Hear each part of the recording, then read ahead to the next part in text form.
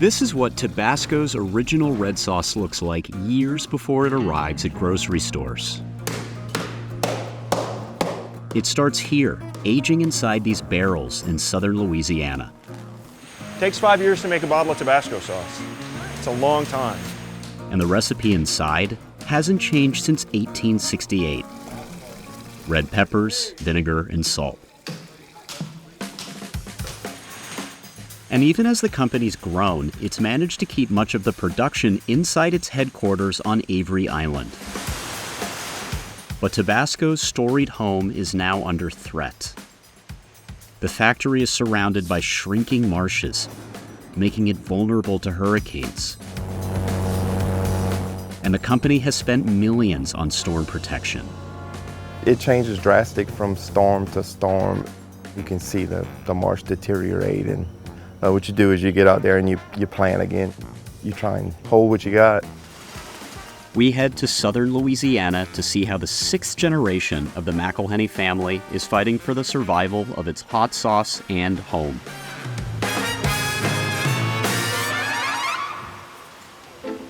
Tabasco grows peppers just for seeds inside this greenhouse.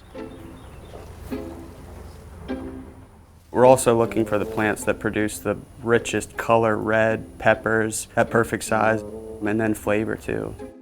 Christian Brown is the great-great-great-grandson of founder Edmund McIlhenny and the company's agriculture manager.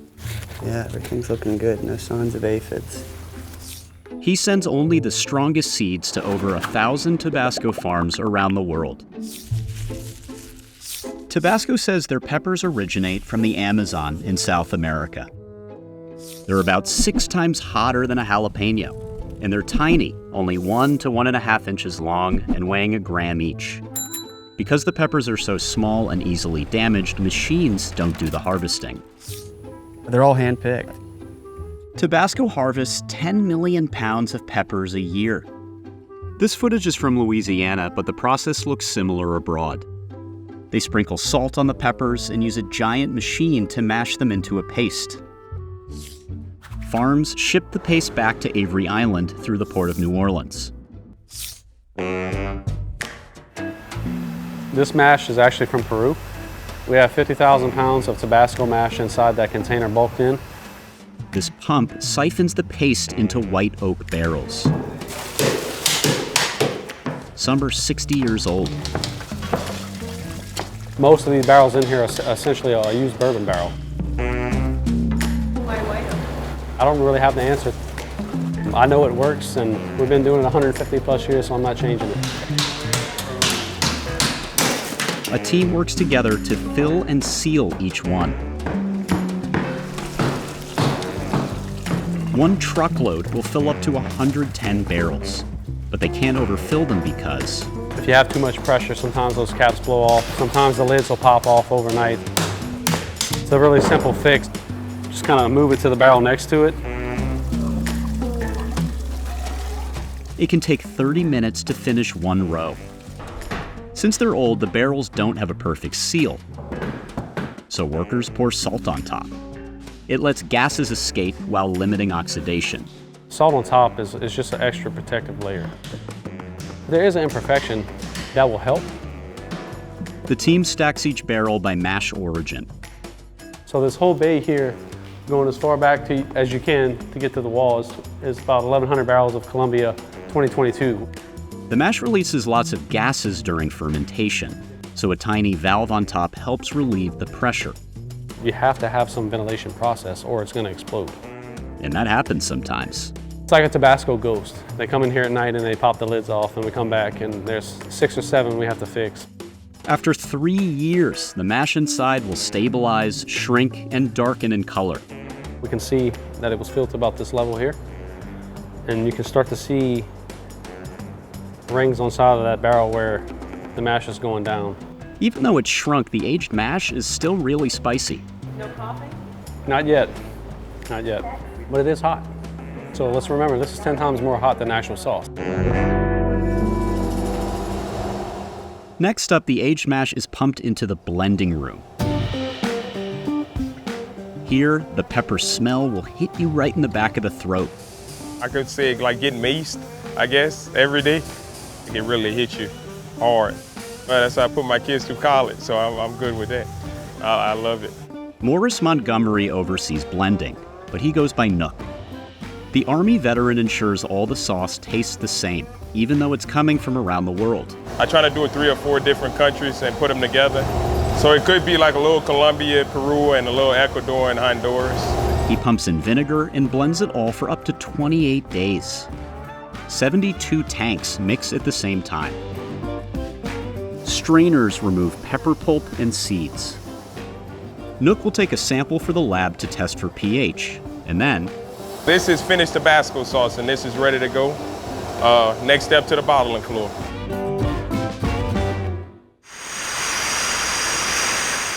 That's where John Simmons comes in. And I'm also a member of the 6th generation of the McIlhenny family to make Tabasco sauce. John's factory fills up to 700,000 bottles every day, from minis to the iconic 5-ounce one. It also pumps out 9 different flavors, from original red to habanero. Sriracha is the company's fastest growing one. Today, machines do most of the filling, capping, and labeling. So a bottle is going to go through in about 13 minutes. They gather the bottles and package them into cardboard boxes. We're doing it really fast at like 300 bottles a minute. Next, the shipping room. So we've got product for Germany, Japan, Sweden, Taiwan, the Canary Islands, South Africa. Typically, all these newly packaged products leave the warehouse within 3 weeks. While the sauce is definitively global, Avery Island has always been home. This was where founder and former banker Edmund McIlhenny first grew the tiny red peppers. He bottled his first hot sauce in 1868, sealed it with wax, and sold just under 700 bottles around the Gulf Coast. Each one cost $1. He named the brand Tabasco, after the Mexican state known for spice production and exports. Edmund got a patent for it, and by the early 1870s was selling his bottles across the US and even in Europe. And then it kind of started to take a little steam and get bigger and bigger. In one 24-hour period, we're going to double and then some more of what Edmund did in his entire life. Edmund lived on Avery Island, which is a natural salt dome rising 163 feet above sea level. As the highest point along the U.S. Gulf Coast, it's been a respite from raging hurricanes for the McIlhenny descendants that still call the island home. But it's now at risk. Louisiana's coast sinks by an average of 1/3 of an inch per year. On average, between 1985 and 2010, the state lost roughly a football field of wetlands every hour. When land sinks, it's more vulnerable to storm damage. It changes drastic from storm to storm, depending where it makes landfall at. You can see the marsh deteriorate. Heath Romero is Avery Island's land manager. He said when Hurricane Rita hit in 2005, it turned this island into a lake, and parts of the marsh were destroyed. After Rita, the company built an 18-foot levee with a pump system around the factory. We put in water control structures to stop the salt water from getting to the cypress trees.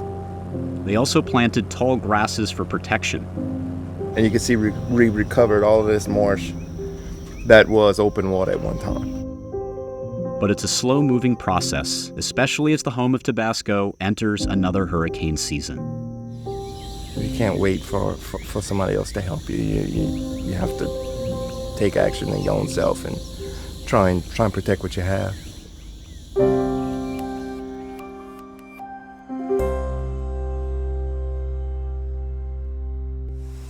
If you're gonna put Tabasco habanero, you gotta put it on vanilla ice cream. Use a drop per spoonful. It's perfectly okay to eat it out of the carton. I know that's discouraged, but eat it out of the carton. 1 drop of habanero per spoonful of vanilla ice cream. It's amazing. Tabasco and peanut butter is this sneaky great thing that most people don't know about.